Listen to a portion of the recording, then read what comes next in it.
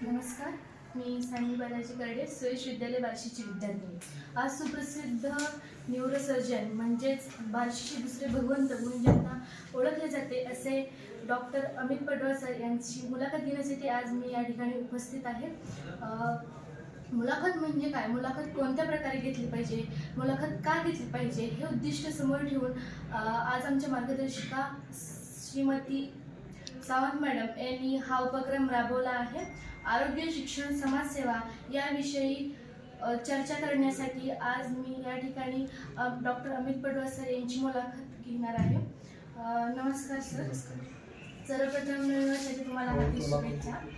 Sir, तुमचा परिचय म्हणजेच बालपण आणि शिक्षण याविषयी माहिती. माझा जन्म हा बार्शीतच झाला.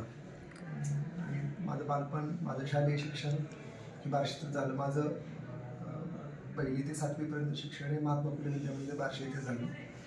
8वी ते 10वीपर्यंत शिक्षण हे महाराष्ट्र विद्यालय बार्शी येथे झालं आणि 11वी-12वीचा अभ्यासक्रम मी शिवाजी महाविद्यालयात पूर्ण केला. त्यानंतर MBBS शिक्षण माझं पुण्याच्या BJ मेडिकल कॉलेज इथे झालं आणि MA जनरल सर्जरी शिक्षण हे नागपूरच्या इंदिरा गांधी गव्हर्नमेंट मेडिकल कॉलेजला झालं आणि MCH न्यूरोसर्जरीचा अभ्यासक्रम मी national institute of mental health NIMHANS या संस्थेमध्ये बेंगलोर येथे पूर्ण केलं. सर, तुमचा डॉक्टर होण्याचा निर्णय किंवा तुम्हाला प्रेरणा कशी मिळाली? डॉक्टर होण्याचं कारण, मी लहान असताना माझी आई बरीच वर्ष आजारी होते आणि त्यामुळं तिचा आजारपण मी पाहिलं. त्यावेळेला वैद्यकीय पेशाशी किंवा हॉस्पिटलशी माझा खूप जवळचा संबंध आला आणि त्यातूनच मग त्याबद्दल आपल्याला एक आवड निर्माण होते आणि माझ्या आईची पण इच्छा होती की मी डॉक्टर व्हावं. त्यामुळं मी डॉक्टर होण्याचा निर्णय घेतला आणि मला असं वाटतं ते योग्यच होतं. सर, तुम्हाला डॉक्टर म्हणून कोणत्या आव्हानांना सामोरे जावे लागते? मी एक न्यूरोसर्जन आहे. न्यूरोसर्जन म्हणजे माझ्याकडे येणारे जे रुग्ण असतात हे सर्व अपघात येते किंवा मेंदूला जखमा झालेले किंवा मणक्याच्या आजाराचे रुग्ण असतात. तर हे आजार हे एक प्रकारचे जटिल किंवा क्लिष्ट प्रकारचे आजार असे आपण म्हणू शकतो.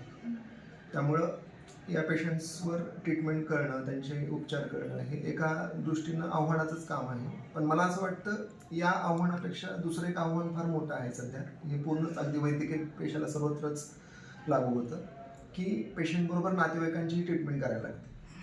ट्रीटमेंट करायला लागते म्हणजे काय की नातेवाईकांना किंवा पेशंटच्या बरोबरचे जे लोक असतात त्यांना त्यांच्या प्रश्नांची उत्तरं देणं, त्यांच्या सर्व शंकांचं समाधान करणं हे दिवसेंदिवस खूप अवघड होत चाललेलं आहे. आणि आता ज्या पद्धतीनं आपण 21व्या शतकामध्ये आहोत, इंटरनेटचा वापर सर्वत्र होतो आहे, आता आर्टिफिशियल इंटेलिजन्स येते, त्यामुळं सर्व माहिती ही लोकांच्या बोटांवर आहे. त्यामुळं त्यांच्या प्रश्नांची उत्तर देणं, त्यांचे शंकांचं निरसन करणं ह्यामध्ये खूप जास्त प्रमाणामध्ये ऊर्जा आपली जाते या सर्वांची डॉक्टर्सची. तर मला असं वाटतं की आत्ताच्या क्षणाला सर्वात मोठं आव्हान हे पेशंटची ट्रीटमेंट करणं हे तर आहेच आहे, पण त्याचबरोबर नातेवाईकांची ट्रीटमेंट करणं हे मोठं आव्हान आहे. सर, तुम्ही तुमच्या क्षेत्रातील एखादा अविस्मरणीय क्षण किंवा अनुभव कोणता सांगा? क्षेत्रातील अविस्मरणीय क्षण म्हणशील तर प्रत्येक येणारा रुग्ण हा कुठला ना कुठला एक अनुभव देऊन जातो. त्यामुळं कुठल्या रुग्णाबद्दलचा अनुभव सांगणं तसं अवघड आहे. प्रत्येक रुग्णाशी एक आपली इमोशनल अटॅचमेंट असते, भावनिक आपण म्हणतो ना की भावनिकरित्या आपण प्रत्येक रुग्णाशी जुळलेला असतो. त्यामुळं प्रत्येक रुग्ण हा माझ्या बऱ्यापैकी लक्षातच राहतात. त्यामुळं ते सगळेच रुग्ण किंवा सगळ्यांनी दिलेले अनुभव हे अविस्मरणीयच आहेत. पण जर माझ्या करिअरच्या बाबतीत म्हणशील किंवा माझ्या वैद्यकीय प्रवासाच्या बाबतीत म्हणशील तर जेव्हा माझा MBBSसाठी माझा नंबर लागला होता, म्हणजे माझं सिलेक्शन झालं, तेव्हा माझ्या वडिलांना जो आनंद झाला होता तो माझ्यासाठी सर्वात अविस्मरणीय आहे. आणि त्यानंतर दुसरं म्हणशील की जेव्हा माझं शिक्षण संपलं त्यावेळेला भारताचे पंतप्रधान नरेंद्र मोदी आहेत, त्यांच्या हस्ते मला गोल्ड मेडल, सुवर्णपदक दिलं गेलं. तर तो एक माझ्यासाठी एक अविस्मरणीय क्षण आहे असं म्हणेल.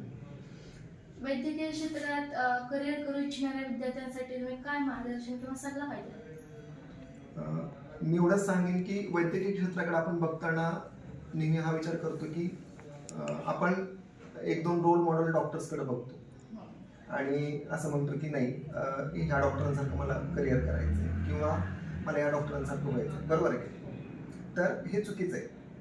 आपल्याला सर्वप्रथम जेव्हा आपण वैद्यकीय क्षेत्रामध्ये करिअर करण्याचा विचार करतो त्यावेळेला आपल्याला त्या क्षेत्राबद्दल आवड असणं खूप महत्त्वाचं आहे. जर आपल्याला त्या क्षेत्रामध्ये आवड असेल तरच आपण ती क्षेत्रामध्ये आपण पुढं यशस्वी होऊ शकतो किंवा त्यात हे करतो. मला असं वाटतं की आधी ह्या गोष्टीचा आपण विचार करणं खूप महत्त्वाचं आहे, कारण त्या क्षेत्रामध्ये आपल्याला आपलं उर्वरित आयुष्य काढायचं असतं. त्यामुळं सर्वात प्रथम आपल्याला त्या क्षेत्राबद्दल आवड असणं खूप महत्त्वाचं आहे. आणि जेव्हा तुम्हाला असं कळतं की आपल्याला त्या क्षेत्राबद्दल खरोखरच खूप आवड आहे, तर त्याबरोबर प्रचंड कष्ट करण्याची तयारी असणं महत्त्वाचं आहे. शेवटी पेशंटचे आरोग्य निरोगी राहण्यासाठी तुम्ही काय मार्गदर्शन कराल? पेशंट होऊच नाही म्हणून आपण काळजी घेणं महत्त्वाचं आहे. पेशंट होऊ नये याच्यासाठी काय करायला लागेल सर्वांनी? तर सर्वांनी आहार व्यवस्थित घेणं महत्त्वाचं आहे, आपले विचार चांगले असणं महत्त्वाचं आहे आणि झोप रात्रीची घेणं व्यवस्थित महत्त्वाचं आहे. आणि याचबरोबर आजकालच्या युगातल्या तुझ्यासारख्या विद्यार्थ्यांसाठी मी एवढंच सांगू शकतो की मोबाईलचा वापर किंवा इंटरनेटचा वापर जेवढा कमी करता येईल तेवढा करण्याचा आपण प्रयत्न करणं खूप महत्त्वाचं आहे. इंटरनेटचं व्यसनाधीनता खूप वाढलेली आहे तरुण पिढीमध्ये, तर ते कमी करणं खूप महत्त्वाचं आहे.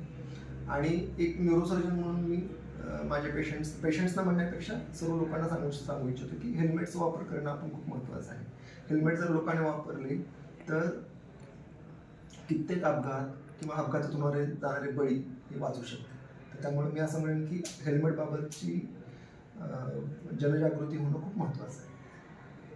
खूप खूप धन्यवाद सर, तुमचा एवढा बहुमूल्य वेळ मला दिल्याबद्दल. एका छोट्याशा विनंतीला मान देऊन तुमचा बहुमूल्य वेळ दिलात मला.